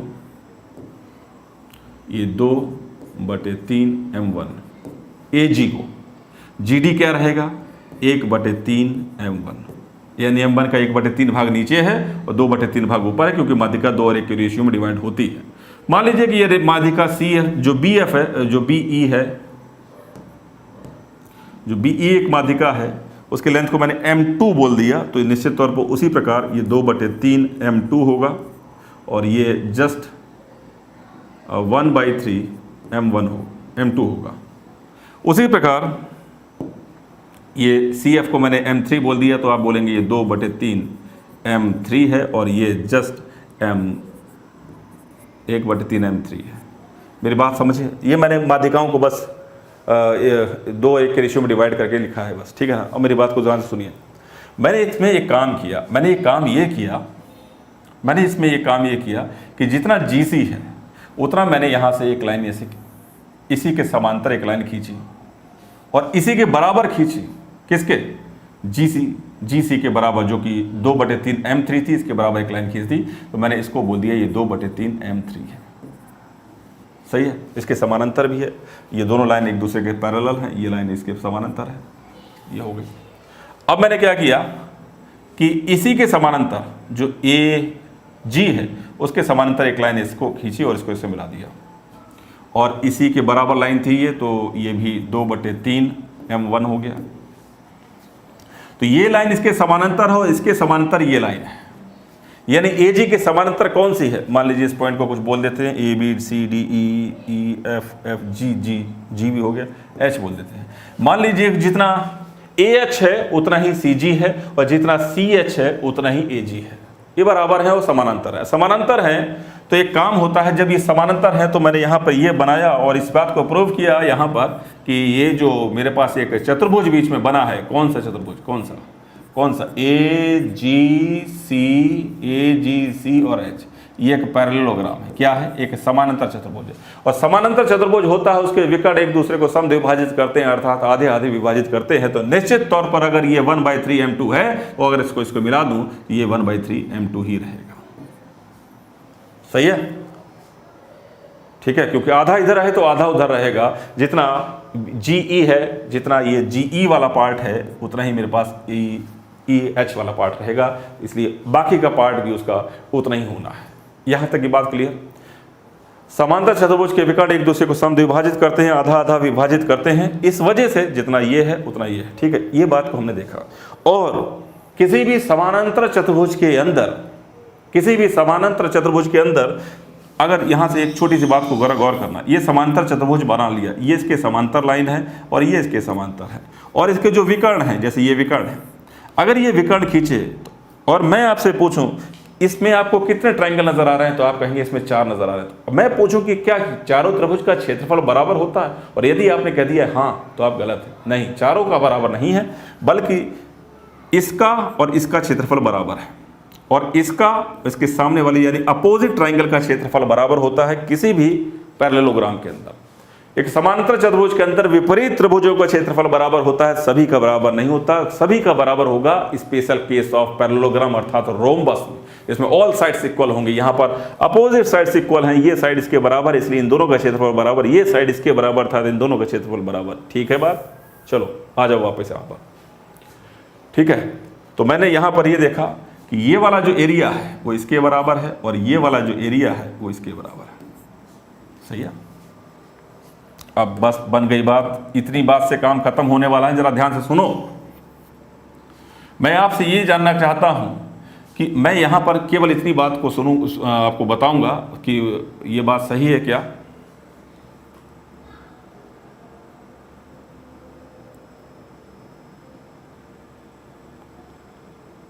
जो BGC का एरिया है, या मैं ऐसे कहूं 1/3 लिख सकता हूं एरिया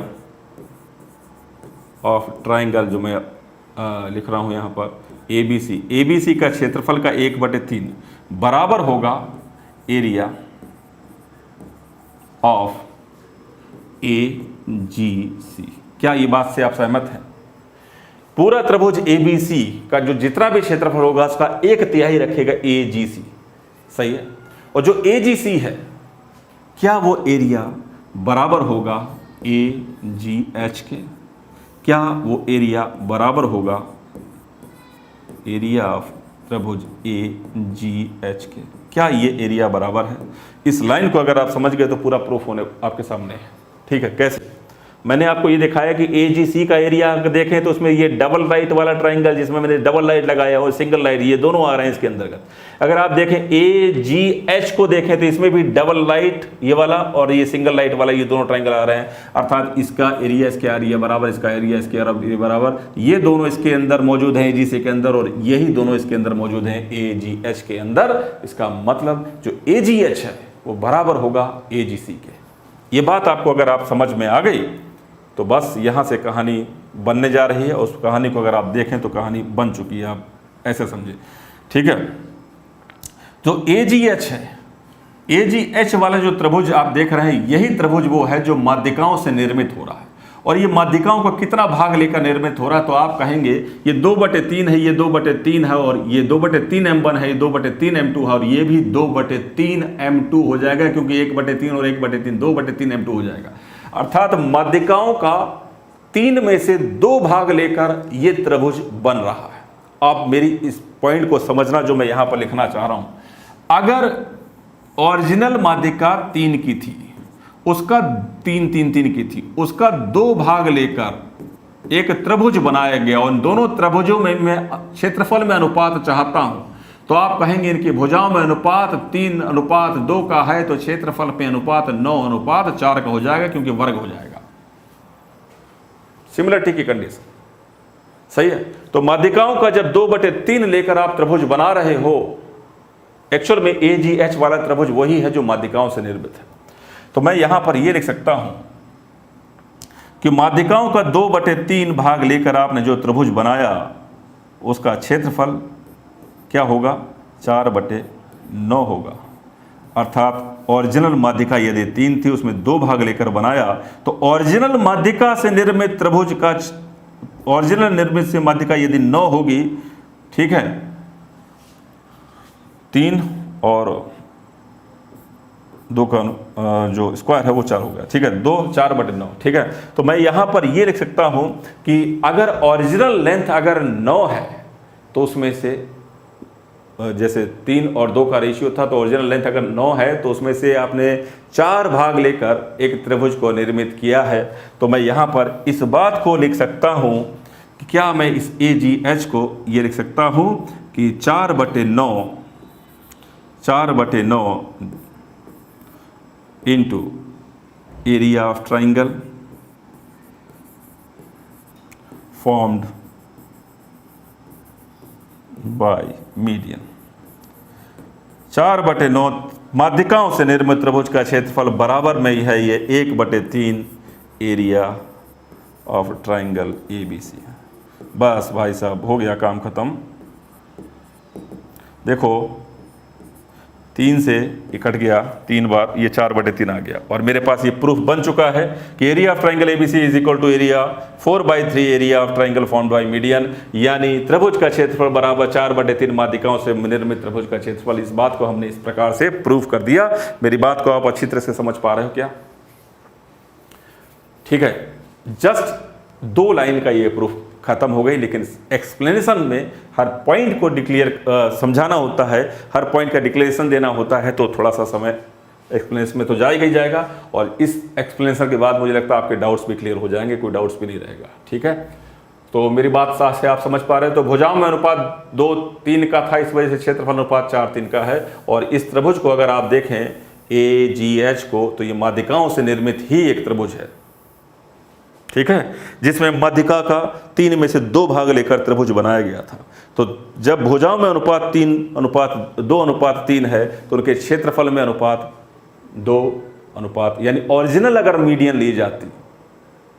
ठीक है, मेरी बात समझे। ये जो त्रिभुज है माध्यिका का 2/3 या 2/3 भाग लेकर बनाया जा रहा है। ठीक है, ओरिजिनल मीडियन 3 थी, जिसमें से 2 भाग लेकर ये त्रिभुज बन रहा था।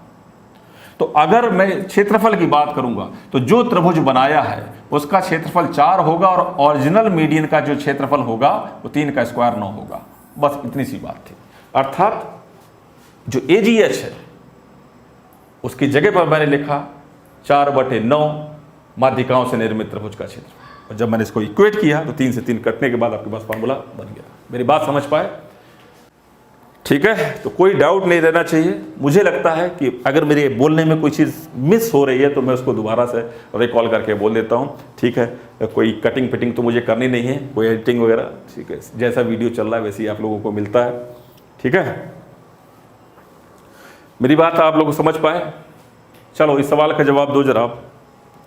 एक त्रिभुज एबीसी में माध्यिकाएं ए डी बी ई और सी एफ की लंबाइयां क्रमशः 9, 12 और 15 सेंटीमीटर है। त्रिभुज एबीसी का क्षेत्रफल बताएं। 9, 12, 15 सेंटीमीटर। ठीक है, बताओ। अब तो पता लग गया कि area of triangle is equal to क्या होता है। माध्यिकाएं दी गई हैं, एरिया ऑफ ट्राइंगल एबीसी, त्रिभुज एबीसी का क्षेत्रफल बराबर 4/3 माध्यिकाओं से निर्मित एक त्रिभुज कोई दिया गया है, उसकी मीडियन की लंबाइयां आपसे दी गई, ये और ये लंबाइयां माध्यिका के दी गई और क्षेत्रफल त्रिभुज का पूछ रहा है। ठीक है ना, तो माध्यिकाओं से निर्मित त्रिभुज का क्षेत्रफल है, अर्थात माध्यिकाओं को बाहर निकालिए त्रिभुज से और एक त्रिभुज बनाइए उस माध्यिकाओं से, और उसका जो एरिया का 4/3 करेंगे जब, तब ओरिजिनल त्रिभुज की माध्यिकाएं आ जाएंगी। ओरिजिनल त्रिभुज का क्षेत्रफल आ जाएगा जिसकी वो माध्यिकाएं हैं। मेरी बात समझे?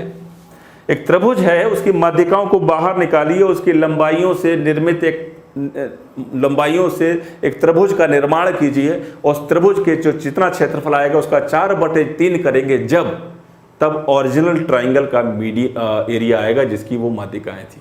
ठीक है, ये कहानी होती है। ठीक है, तो खैर माध्यिकाओं की लंबाइयां जो आपकी दी गई थी, इन लंबाइयों से आप कैसा त्रिभुज बना सकते हैं, बस इसका एरिया निकालना है, उसका 4/3 कर देना है। ठीक है, तो ये मुझे देखने में राइट एंगल लग रहा है, समकोण लग रहा है, बिल्कुल 9, 12, 15, 3, 4, 5 का ट्रिपलेट है, 3 का गुणा हुआ है, तो एक्चुअल में एक राइट एंगल ट्राइंगल है। 9, 12, 15, तो इसका एरिया मैं राइट एंगल ट्राइंगल के आधार पर ही निकालना चाहूँगा। मैं इस त्रिभुज का क्षेत्रफल जो माध्यिकाओं से निर्मित होगा उसका एरिया निकालूंगा, तो 1/2, आधार 9 और ऊंचाई 12 है, इससे निकाल लूँगा। ठीक है, अगर ये ट्रिपलेट नहीं बन रहा होता तो मैं इसका एरिया हीरोज फार्मूले से निकालता और तरीके से निकालता। ठीक है, लेकिन ये क्लियर तरीके से ट्रिपलेट नजर आ रहा है। उस तरह के क्वेश्चन अक्सर पेपर में आपको देखने को मिलेंगे, और जनरली क्वेश्चन 90 डिग्री यानी राइट एंगल ट्राइंगल पे बेस्ड ही आते हैं। ठीक है, आए हैं अब तक। ठीक है, तो देखो जरा, ये 3 दूनी 6, 6 से 12 कट गया 2 बार, गुणा कर दो 18, 4 से गुणा करने पर 72। मेरी बात समझे? तो काम छोटा सा था, लेकिन ये क्यों होता है कारण आपको समझ पाया अच्छी तरीके से। चलिए आगे बढ़ें। ये 9, 12, 15 था, इसलिए मैंने राइट एंगल के की प्रॉपर्टी लगाई, 1/2 आधार गुणा ऊंचाई के, अर्थात अन्यथा मैं हीरोज फार्मूले से भी इसको करता। ठीक है, चलो ये हमने सवाल कर लिया। हाँ जी, एक और महत्वपूर्ण पॉइंट नंबर 4 अब आपकी स्क्रीन पर आ गया, और ये सेंट्रॉइड का ही पॉइंट है, इस पे भी सवाल आते हैं। ठीक है, बोला जाता है कि if 2 medians of triangle intersect at right angle, यदि एक त्रिभुज की माध्यिकाएं त्रिभुज को समकोण पर जब काटती हैं, ठीक है, तो एक्चुअल में होता क्या है कि इस पे सवाल किस प्रकार बनता है मैं आपको दिखाता हूँ। ये सवाल पेपर में आया हुआ है, इसको देख लो। माध्यिकाएं एक दूसरे को 90 डिग्री पे काट रही थी, त्रिभुज की 2 भुजाएं देकर तीसरी भुजा पूछ लेता है वो। ठीक है, इस प्रकार का सवाल को बाद में करेंगे, पहले इसको देखें। तो एक प्रूफ है यहाँ पर, AC स्क्वायर बराबर AB स्क्वायर बराबर 5BC स्क्वायर, यानी A इसका स्क्वायर, इस भुजा का स्क्वायर, इस भुजा का स्क्वायर बराबर होता है 5 गुना इस भुजा का स्क्वायर। ठीक है, ठीक है, अब मेरी बात को सुनो जरा ध्यान से, तो आपको ये रट्टा नहीं मारना पड़ेगा, मेरी बात को ध्यान से सुनिएगा। ठीक है, ऐसा क्यों होता है पहले हम इस पे चर्चा करेंगे, ऐसा क्यों होता है। तो इसी ट्रायंगल को जरा आप ध्यान से समझिए, जो यहाँ पर लिखा बना हुआ है पूरा। ठीक है, ये 90 डिग्री है, ये भी निश्चित तौर पर 90 ही होगा, ये भी 90 होगा, ये भी 90 होगा। ठीक है साहब, मान लीजिए कि ये जो BE जो लेंथ है उसको मैंने M1 कह दिया, और मैंने इसको कह दिया ये 2M1 है, ऐसे समझने के लिए, और इसको मैंने कह दिया ये M1 का एक हिस्सा है, और ये इसको मैंने M2 कह दिया, तो इसको मैंने कह दिया 2M2 कह दिया, और इसको मैंने कह दिया ये M2 का एक हिस्सा है, M2। ये 2 एक के रेशियो मैंने डिवाइड करते हुए इस प्रकार लिख दिया समझने के लिए आप लोगों को। सही है, ठीक है, आई होप ये बात साफ दिख रही है आपको क्या?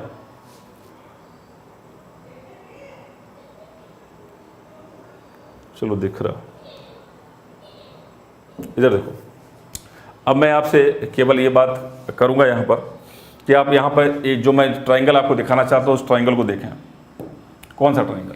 एक ट्राइंगल मैंने यहाँ पर आपको दिखाना चाहता हूँ, ए बी जी और एफ। जब बी जी एफ वाले ट्राइंगल को देखेंगे तो ये है आपके पास 2m2 2m1 और ये है m2 और ये bf, ठीक है, ये है। और जो bf वाला पार्ट रहेगा वो कितना रहेगा? अगर ये पूरी लेंथ a है तो ये a/2 हो जाएगा, क्योंकि आधा हो गया, f पॉइंट से आधा हो गया। तो मैं इस पर राइट एंगल ट्राइंगल का पाइथागोरस थ्योरम अप्लाई करता हूँ और मेरे पास एक रिजल्ट यहाँ पर निकल के आएगा। वो क्या है? उस रिजल्ट को आप देखें तो वो ये है कि 2m2 का स्क्वायर 2m1 का स्क्वायर प्लस m2 का स्क्वायर बराबर हो जाएगा a/2 का होल स्क्वायर। सही है इतनी बात? मैं इसको a/4 भी लिख दूं। चलिए एक ही बार में लिख देते हैं, a²/4, इक्वेशन नंबर फर्स्ट। और इसी प्रकार अगर मैं आपको दूसरा ट्राइंगल दिखाऊं, कौन सा? उधर वाला ट्राइंगल, सी जी और ई वाला ट्राइंगल। अगर आप इस ट्राइंगल को देखो तो अगेन आप पाइथागोरस अप्लाई करोगे और ये कहोगे कि साहब अगर ये पूरा b है तो ये b/2 होगा। कोई शक शंका होनी नहीं चाहिए यहाँ पर। अगर ये b/2 है तो फिर पाइथागोरस लगाओ और देखो वहाँ पर 2m2 का होल स्क्वायर प्लस m1 का स्क्वायर बराबर आ जाएगा b²/4। ये बन गया समीकरण 1। समीकरण 1 और 2 को जोड़ दो, समीकरण 1 + 2 कर दो। जैसे ही आप जोड़ोगे आपके पास यहाँ पर दिखेगा। ओके, एक नेट के लिए थोड़ी सी बात को मेरे ध्यान से समझना कि 2m1 है, जब मैं इसका स्क्वायर करूँगा ये 4 बन जाएगा। भैया ये थोड़ा सा मिस्टेक है, थोड़ा सा छोटी सी बात है, थोड़ा सा क्लियर कर लीजिएगा, ठीक है। अब 1m1 का स्क्वायर करूँगा तो 1 ही रहेगा, लेकिन मैं 2m2 का, इस 2 का भी तो स्क्वायर होगा ना, है ना, कि इसका स्क्वायर प्लस इसका स्क्वायर बराबर इसका स्क्वायर, ठीक है। चलो आ जाओ, जोड़ो इसको। तो 4m1 का स्क्वायर प्लस m1 का स्क्वायर, ये 5m1 का स्क्वायर हो जाएगा, और m2 का स्क्वायर प्लस 4m2 का स्क्वायर, इसमें ये भी 5m2 का स्क्वायर हो जाएगा। 5 मैं दोनों में से कॉमन ले लूँगा, अंदर मेरे पास बनेगा m1 का स्क्वायर प्लस m2 का स्क्वायर बराबर। यहाँ पर अगर आप इनको जोड़ेंगे तो 1/4 को कॉमन लेने पर अंदर दिखाई देगा a² + b²। सही है? सही है इतनी बात?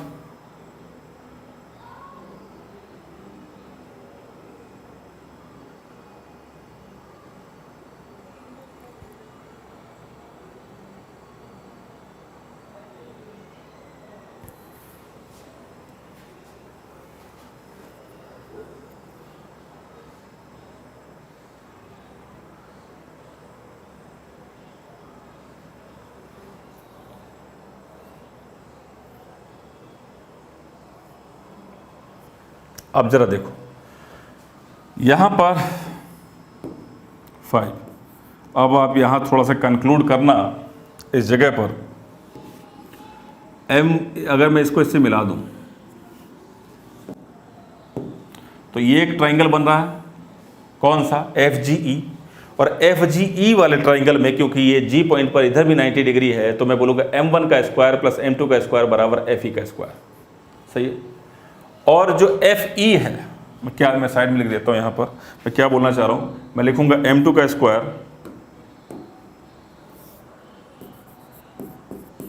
प्लस m1 का स्क्वायर बराबर, मैं लिखूंगा वहाँ पर FE का स्क्वायर, FE का स्क्वायर। और जो FE है ना भाई साहब, जो FE है वो BC का आधा रखती है, तो मुझे BC वाले टर्म में इसको लिखना है। तो मैं यहाँ पर लिखूँगा FE की जगह पर लिखूँगा कि इसका हाफ ऑफ BC,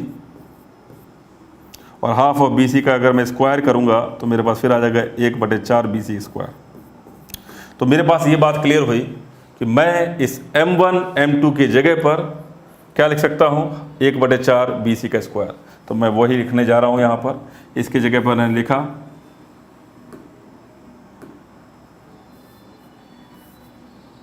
5 गुणा 1/4, 5/4 BC का स्क्वायर। अच्छा, BC का स्क्वायर बराबर 1/4 A square plus B square. जो BC है ना वो एक्चुअल में C है, तो मैं पूरी लेंथ को मैंने C से दिखाया, तो जस्ट मैं यहाँ पे C लिख देता हूँ। 4 से 4 कट के आपके पास एक रिजल्ट आया 5C का स्क्वायर बराबर A square plus B square. मेरी इस बात से आप लोग सेटिस्फाई हो क्या? यानी जो भुजाएं हैं, इसकी भुजा A है, इसकी भुजा B है, इसका स्क्वायर प्लस इसका स्क्वायर बराबर होगा 5 गुना C का स्क्वायर। और ये अगर आपको इसको पहचानना है, देखो कभी कभी आप लोग थोड़ा सा मिस्टेक यहाँ पे कर सकते हो। आपको किन दोनों साइड का स्क्वायर लेना है, तो जहाँ से ये मीडियन निकल रही हैं, जो कि राइट एंगल पे काटने के लिए निकल रही है, एक ये और एक ये, ठीक है, जिस आधार से निकल रही हैं उसका तो 5 गुना लेना है, और बाकी की दो भुजाओं को ऐसे ही लेना, जैसे A square plus B square बराबर 5C स्क्वायर। मान लीजिए कि माध्यिका अगर यहाँ से निकली होती, एक माध्यिका यहाँ से ऐसे निकल रही होती, और उस कंडीशन में ये वाली माध्यिका नहीं होती जो CF होती, तो आप कहेंगे क्या कि B square plus C square बराबर 5A स्क्वायर। समझ पा रहे हो इस बात को? तो ये वर्डिंग में कभी कभी प्रश्न घुमा सकता है आपके लिए। तो आई होप ये पूरी बात आपको अच्छी तरह समझ में आ गई होगी, इसमें कोई डाउट नहीं होगा। यहाँ पर यहाँ तक कोई दिक्कत थी नहीं किसी को, बस यहाँ पर M1 M2 कहाँ पे आ रहा है, तो M1 M2 इस ट्राइंगल के अंदर आ रहा है, और ये बराबर होगा किसके, FE का स्क्वायर के बराबर। जो FE रहेगा वो 1/2 BC होता है, जब मैं इसका स्क्वायर करूँगा तो 1/4 BC का स्क्वायर आएगा, और वो मैंने यहाँ पर लिख दिया। और BC का मतलब C है, जस्ट C, क्योंकि लेंथ इसकी मैंने C मानी है। तो जैसे ही मैंने यहाँ पर लिखा, अब देखा ये 4 से 4 कट गया और ये बन गया। ये प्रूफ आपको अच्छी तरह समझ में आ गया होगा। इस पे सवाल अक्सर पेपर में आता है, हो सकता है ये सीधा प्रूफ ही आपसे पूछ ले, और इस पे आधारित ये सवाल आप लोग कर दें जल्दी से, तो बहुत मजा आ जाएगा। एक त्रिभुज ABC की दो माध्यिकाएं BE और CF एक दूसरे पर लंब है, और यदि AB बराबर 19 सेंटीमीटर और AC बराबर 22 सेंटीमीटर है, तो BC की लंबाई बताएं। करें जरा इस सवाल को और उत्तर बताएं मुझे क्या रहेगा। एक त्रिभुज है साहब, बना लिए एक त्रिभुज, क्या दिक्कत, बन गया A B और C। उसके अलावा इसमें बोला गया दो माध्यिकाएं BE और CF, तो BE और CF ये मीडियंस हैं, BE और CF। तो मुद्दे की बात पता है क्या है, इसकी लेंथ क्या दी गई, चलो बस लेंथ को लिख देता हूँ। ये 19 दी गई है, ठीक है, और AC 22 दी गई, ये 22 दी गई है, ठीक है, ये 22 दी गई है, और BC की लेंथ पूछी गई, ये लेंथ पूछी गई। तो क्या करोगे आप, अभी तो पता है ना आपको, क्या करोगे बताओ। 19 का स्क्वायर प्लस 22 का स्क्वायर बराबर हो जाएगा 5 गुना BC का स्क्वायर, यही तो होता है। अब इन दोनों का वर्क करके 5 का भाग लगा देना और BC को निकाल लेना, और बताना कौन सा आंसर आएगा। बता पाओगे? नहीं बता पाओगे, इसको भी नहीं बता पाओगे। निकालना है 361 प्लस 484 5 BC का स्क्वायर। चलो जोड़ो इसको, 5 और ये कितना हो गया 14, ठीक है, 8 और 6 14, और ये कितना हो गया 7 और 1 8 बराबर 5 BC का स्क्वायर। काटो इसको, कितनी बार कटेगा, एक बार, क्या बचेगा 3 34, कितना बार जाएगा 6 बार, ठीक है, 4 बचेगा 9 BC का स्क्वायर। तो BC का स्क्वायर बराबर 169, तो BC बराबर वर्गमूल 169 का मतलब 13। सही है, ठीक है ना भाई, ठीक है। तो एक छोटा सा सवाल इस पे आता है, और ये सवाल भी कई बार पेपर में आ चुका है। एग्जैक्ट ये सवाल CPO का आया हुआ सवाल है। चलो इस सवाल को देखो, और ये जो कंसेप्ट है, इस कंसेप्ट पे सीधा सीधा प्रश्न आया है। कब आया है, कब आया है इस पे प्रश्न पता है? 2020 CGL प्री एग्जामिनेशन में। 2020 CGL टीयर 1 टीयर 2 तो हो ही नहीं है अभी तक, तो टीयर 1 में ही आएगा निश्चित तौर पर, है ना। अभी जो एग्जामिनेशन रिसेंट हुआ उस पर इस कंसेप्ट पर सीधा प्रश्न आया। तभी मैं कहता हूं जितने पॉइंट्स मैं लिखा रहा हूं उसने पॉइंट्स पे अगर आपने लिख लिए तो आपका CGL हो, CDS हो, इवन कैट हो, इस कंसेप्ट से बाहर आपका कुछ भी सबक नहीं, कुछ भी कॉन्सेप्ट नहीं आने वाला है। थ्योरी इससे बाहर कहीं नहीं जाएगी, ठीक है, ठीक है ना। और सवाल भी इससे बाहर मैं नहीं जाने दूंगा, चिंता मत करो। देखो जरा सवालों को, तो ये कंसेप्ट क्या कहता है, ये कंसेप्ट ये कहता है कि ये आपको फिगर क्लियर दिखाई दे रहे हैं, 2 फिगर मैंने बना के लाया हूँ यहाँ पर।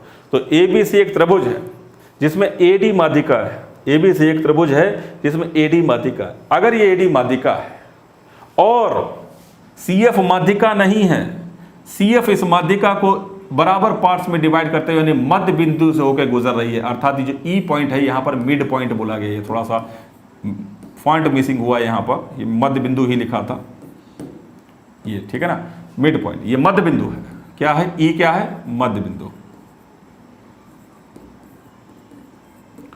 तो जो AD का मध्य बिंदु E है, AD का मध्य बिंदु यहां पर E है, तो AD का यानी माध्यिका के मध्य बिंदु से होकर ये लाइन गुजर रही, तो निश्चित तौर पर माध्यिका तो है नहीं, ठीक है।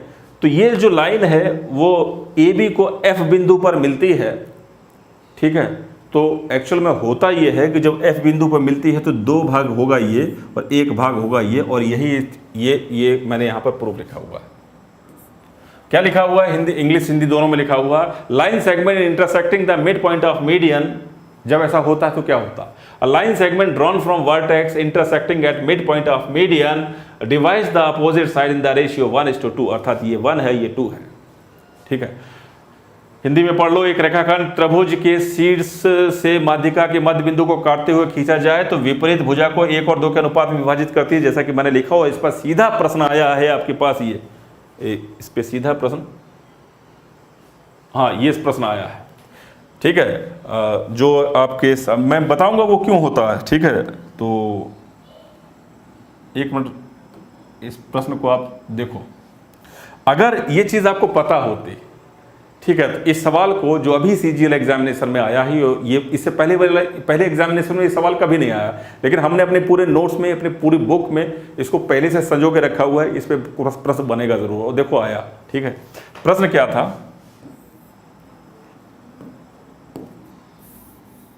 तभी मैं कह रहा हूं कि कभी भी प्रश्न अगर कोई बनेगा ना तो अपने कंसेप्ट से बाहर नहीं जाएगा, आप उसका दिमाग ना लगाना बिल्कुल भी, जो पढ़ाया जा रहा है उसको चुपचाप से अपने कॉपी पे जरूर नोट करते जाइए, इसके बाहर कुछ नहीं आएगा कभी, ठीक है ना। ABC एक त्रिभुज है, माध्यिका है, AD माध्यिका है, ED माध्यिका, E माध्यिका, अच्छा E माध्यिका, जो AD माध्यिका है, E माध्यिका का मध्य बिंदु है, यानी ये गुरुत्व केंद्र नहीं है, और एक पॉइंट, एक लाइन इस सेगमेंट यहाँ से खींचा है CF, तो हम जानते हैं ये 1 और 2 के रेशियो में डिवाइड होगा, ठीक है, ये जानते हैं। जो BE को आगे बढ़ाने पर AB पर F पर मिलता है, यदि BF बराबर कितना दिया गया है 30, यानी BF की वैल्यू 30 दी गई है, आपसे AF की लंबाई पूछी गई है, तो बता दो भाई साहब, अगर ये 30 सेंटीमीटर है, अर्थात 2 की वैल्यू अगर 30 है तो 1 की वैल्यू 15 होगी, क्या 1 की वैल्यू 15 सेंटीमीटर होगी, तो 1 की वैल्यू 15 सेंटीमीटर है, और यही सवाल का जवाब है। ये सवाल अभी CGL एग्जामिनेशन में आया है, इसको सवाल को पेन चलाने तक की आपको जरूरत नहीं थी अगर आपको ये चीज मालूम है। अब मैं सिखाता हूं ये सब क्यों होता है। आइए वापस, आप इस पॉइंट को इसमें देखिए जरा, जो E है वो मिड पॉइंट है, ठीक है। मैं आपको जो दिखाना चाह रहा हूं, मैं इसको एक बड़े फिगर में दिखाऊं तो आपको थोड़ा सा और मज़ा आ जाएगा। तो चलिए समझते हैं इस पूरे प्रूफ को, और बहुत आसान तरीके से मैं आप लोगों को सिखाऊंगा। मेरी बात को ध्यान से सुनिए। एक बड़ा सा ट्रायंगल मैंने आपके सामने ड्रॉ किया, जिससे आप लोगों के बहुत क्लियर पिक्चर इस फिगर की नज़र आए, A, B और C। ये एक त्रिभुज ABC त्रिभुज बनाया। AD यहाँ पर एक मीडियन है, मैंने यहाँ पर एक मीडियन ड्रॉ की। उसके अलावा इसमें बोला गया था C से एक ऐसा लाइन सेगमेंट खींचना है जो AD को मिड पॉइंट को टच करता हुआ या मिड पॉइंट को इंटरसेक्ट करता हुआ निकले। तो इसका मध्य बिंदु जो भी होगा, मैंने यहाँ से ये इसका मिड पॉइंट लिया, ये मिड पॉइंट है यानी मध्य बिंदु है, और ये F पॉइंट है, ये सपोज E पॉइंट है, सही है, ठीक है साहब। अब जो हमको प्रूफ करना है वो ये है कि जो AF है और जो BF है, इसका जो रेशियो है वो 1:2 होगा, ठीक है। तो ध्यान से सुनिएगा सारी बात को, 1 मिनट की बात है और बात क्लियर हो जाएगी। देखो जरा, मैंने इसमें थोड़ा सा काम किया, यहाँ से EF के पैरेलल एक लाइन मैंने यहाँ पे खींची, और इस पॉइंट को मैंने कह दिया G। मैंने कहा EF is parallel to GD। ये एक लाइन मैंने अपनी तरफ से ड्रॉ की है, ये अपनी तरफ से काम किया। ठीक है ना भाई, ये मैंने अपनी तरफ से एक लाइन खींच ली। अब देखो जरा ध्यान से सुनिएगा, जो ट्राइंगल मैं आप लोगों को दिखा रहा हूँ उस ट्राइंगल पे आप लोग फोकस कीजिएगा, ठीक है। मैं आपको जो ट्राइंगल दिखाना चाह रहा हूँ वो ट्राइंगल है AGD का ट्राइंगल। कौन सा मैंने ट्राइंगल बोला? AGD वाले ट्राइंगल को देखें। कौन से ट्राइंगल को देखेंगे आप? AGD। इस ट्राइंगल पे जरा फोकस करेंगे और इस ट्राइंगल में देखो जरा, E तो क्लियर बोला गया था, AD का मध्य बिंदु है, EAD का मध्य बिंदु है, और मैंने जो GD है वो समानांतर खींची है, ये लाइन इसके समानांतर है, ये वाली लाइन इसके समानांतर है, GD इसके समानांतर है, EAD का मध्य बिंदु है, तो निश्चित तौर पर AG का मध्य बिंदु F रहेगा, क्योंकि ये इसकी पैरेलल लाइन है, समानांतर रेखाएं हैं। तो मध्य बिंदु प्रमेय से जो F है वो मध्य बिंदु हो गया किसका? AG का। तो मैंने कहा F is mid point of AG। ये बात समझ में आई? जो F है वो मध्य बिंदु होगा AG का, ठीक। मध्य बिंदु होगा तो निश्चित तौर पर जो AF है अनुपात FG का रहेगा 1:1 रहेगा, क्योंकि मध्य बिंदु है। अब जरा जिस ट्राइंगल को मैं दिखाना चाह रहा हूं उसको गौर कीजिएगा। मैं अगला ट्राइंगल आपको दिखाना चाह रहा हूं। मेरे पास ट्राइंगल है यहां पर BCF वाला। BCF वाले ट्राइंगल पे जरा फोकस करें। BCF वाले ट्राइंगल पर फोकस करें। D मध्य बिंदु है। D किसका मध्य बिंदु है? BC का। D अगर BC का मध्य बिंदु है और ये लाइन इसके समानांतर है, निश्चित तौर पर समांतर लाइन तो आगे बढ़ाने पर भी समांतर रहेगी। ये पूरा जो CF है वो पैरेलल रहेगा, जो CF है वो पैरेलल रहेगा किसके? जो CF है वो पैरेलल रहेगा किसके? GD के, ठीक है। तो ये वाली लाइन इस पूरी लाइन के समानांतर है। जो समानांतर है उसमें ये भी बोला गया कि जो D है वो BC का मध्य बिंदु है, तो निश्चित तौर पर जो G है वो BF का मध्य बिंदु होगा। तो G इज मिड पॉइंट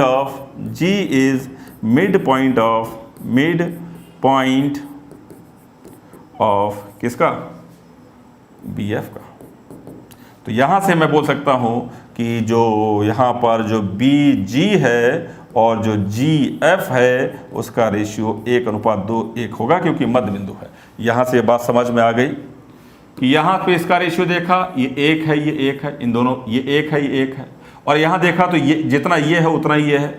इसका मतलब यहां से जो G पॉइंट है उसमें अगर आप पूरे लाइन को देखें तो आप देखेंगे 1 भाग ये, 1 भाग ये, 1 भाग ये।